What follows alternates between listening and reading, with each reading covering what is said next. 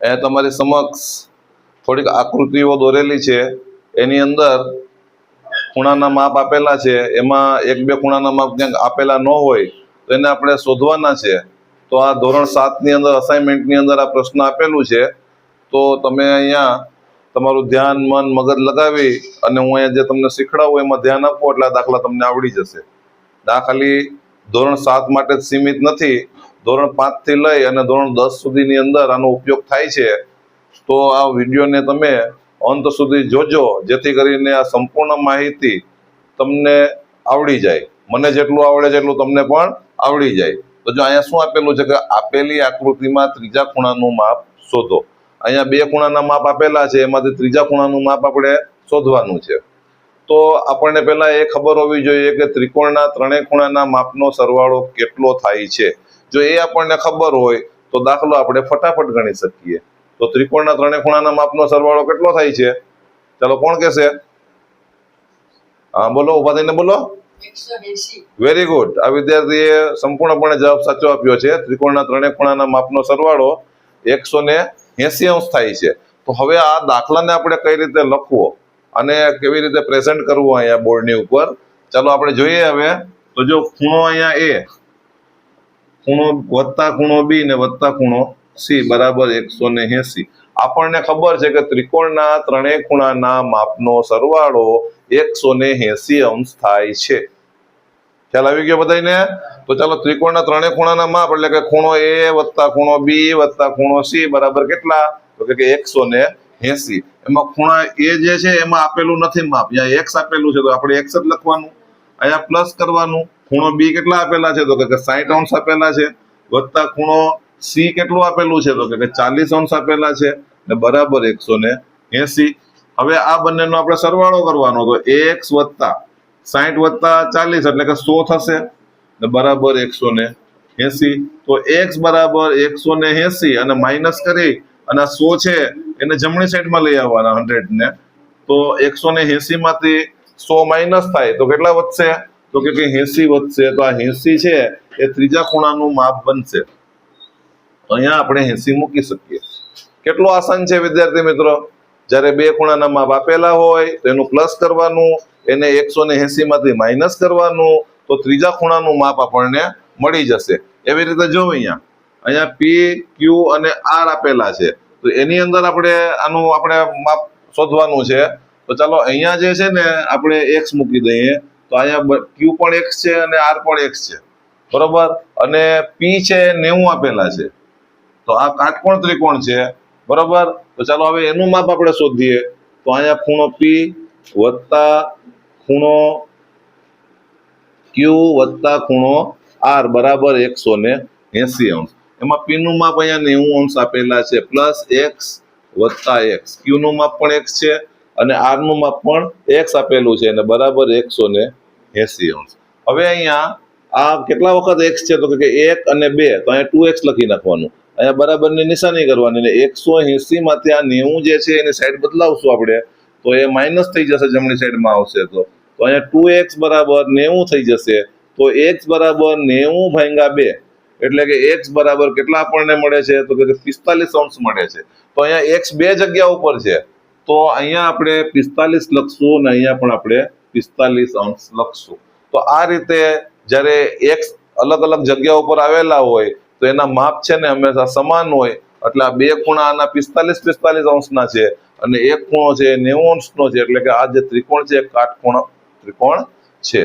ખ્યાલ આવી ગયો વિદ્યાર્થી? કોઈ પણ દાખલા તમારી સામે મૂકવામાં આવશે તો આપણે એને આસાનીથી ગણી શકશું. હવે અહીંયા સેમ રકમ અહીંયા પણ આપણને દેખાય છે, તો અહીંયા આપણે થોડું ચેન્જીસ કરી નાખીએ. અહીંયા આપણે 35 મૂકી દઈએ અને આપણે આ ખૂણાનું માપ જે એમ આપેલું છે એને આપણે શોધીએ. તો અહીંયા શું કરવાનું છે આપણે? તો આની અંદર પણ ત્રણેય ખૂણાના માપનો સરવાળો કેટલો બતાવવાનો છે? તો કે 180. તો ખૂણો એમ વત્તા ખૂણો એન વત્તા ખૂણો ઓ બરાબર 180 અંશ. હવે એમ ની કિંમત કેટલી છે? તો કે x છે. એન ની કિંમત કેટલી છે? તો 90 છે. અને ઓ ની કિંમત કેટલી છે? તો 35 અંશ છે, બરાબર 180 અંશ. હવે x વત્તા અહીંયા 90 અને 35 નો સરવાળો કરવાનો, તો કેટલો થશે? 125 થશે. કેટલું થશે? 125 ને બરાબર અહીંયા 180. હવે x બરાબર 180 ઓછા 125. 180 માંથી 125 ને માઇનસ કરવાના છે, ડાયરેક્ટ ન ખબર પડે તો અહીંયા 180 માઇનસ 125 કરી નાખવાના, એટલે 10 કો લેવાનો. 10 માંથી 5 ગયા તો 5, અહીંયા 7 થઈ જશે. 7 માંથી 2 ગયા તો 5, ને અહીંયા 1 માંથી 1 ગયા તો 0, એટલે આપણને 55 અંશ આનો જવાબ મળશે. તો અહીંયા જે ખૂણો આવશે કેટલા અંશનો આવશે? કેટલા અંશનો આવશે? 55 અંશનો. વિદ્યાર્થી મિત્રો, તમને આ વિડીયો એક વખત જોવામાં ન સમજમાં આવે તો એને રિવાઇઝ કરી ને 2-3 વખત જોશો એટલે આ દાખલા સંપૂર્ણપણે આવડી જશે. આમ તો આ દાખલામાં કઈ છે જ નહીં, તમે એક વખત જોશો તો જ તમને આવડી જશે, એટલે બીજી વખત જોવાની પણ જરૂર નહીં પડે. ચાલો હવે અહીંયા આ દાખલો ગણવા માટે કોણ આવે છે? અહીંયા જે વિદ્યાર્થી મિત્રો બેઠા છે એમાંથી કોણ આવે છે અહીંયા? ચાલ બેટા આવી જા. ચલો અહીંયા લખો.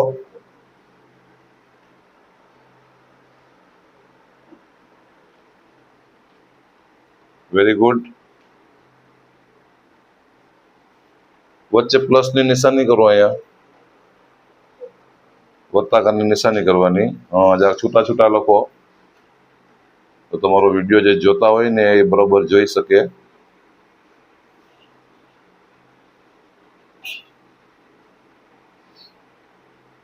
Very good. અહીંયા ખૂણા એનું માપ કેટલું છે? એનું માપ કેટલું આપેલું છે બેટા? એ અહીંયા પેલા લખવાનું. લખો 35. પછી અહીંયા બી નું માપ લખો.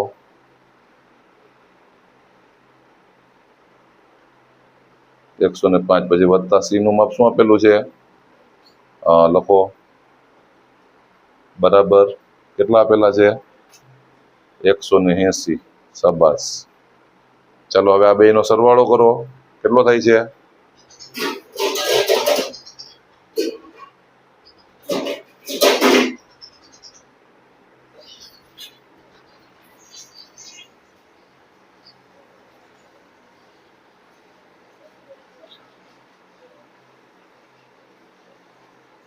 Very good. લખો આ સરવાળો જે આવ્યો છે અહીંયા લખો પેલા. કેટલો સરવાળો આવ્યો છે? 140. તો લખો 140 વત્તા x બરાબર 180. Very good. હવે 140 ને આ બાજુ લઈ આવવાના છે. x લખો, પછી બરાબર કરો. 180 માંથી બાદ કરો. 180 ઓછા માઇનસ ની નિશાની અહીંયા કરો. 140. 180 માંથી 140 જાય તો કેટલા વધે? x કરીને લખો. અહીંયા x કરો, બરાબર ની નિશાની કરો. હવે લખો અહીંયા કેટલા વધશે? Very good. આ વિદ્યાર્થીએ દાખલો સંપૂર્ણપણે સાચો લખ્યો છે. ફર્સ્ટ ટાઈમ બોર્ડની ઉપર આવેલ છે એટલે માર્કર પકડવામાં થોડી તકલીફ થતી હતી ભાઈને, પણ દાખલો એને સાચો લખ્યો છે. 40 જરાક વ્યવસ્થિત લખો. તો આ વિદ્યાર્થીએ દાખલો સંપૂર્ણપણે સાચો લખ્યો છે. આ વિદ્યાર્થી માટે 2 તાળી થઈ જાય, જેથી કરીને બીજી વાર જ્યારે બોર્ડ ઉપર આવશે તો એનું કોન્ફિડન્સ વધે. એના માટે અને તમને જો આ વિડીયો ગમે તો આને લાઈક કરજો, શેર કરજો અને સબસ્ક્રાઇબ કરજો, જેથી કરીને આવા અવનવા વિડીયો બનાવશું જેમના નોટિફિકેશન તમને મળતા રહેશે. અને અહીંયા બેઠેલા વિદ્યાર્થી મિત્રો તમને પણ હું કહું છું કે જો તમારી સમજમાં હજી પણ ન આવ્યું હોય તો ઘરે જઈને પણ તમારે આ વિડીયો યુટ્યુબની અંદર કલામ ક્લાસીસ સર્ચ કરી અને આપણે જોવાનું છે કે જેથી કરીને તમારી કંઈ ભૂલ થતી હોય તો એ નીકળી જાય અને આ દાખલા સંપૂર્ણપણે તમને આ આવડી જાય. ચાલો અહીંયા સુધી આપણે રાખીએ.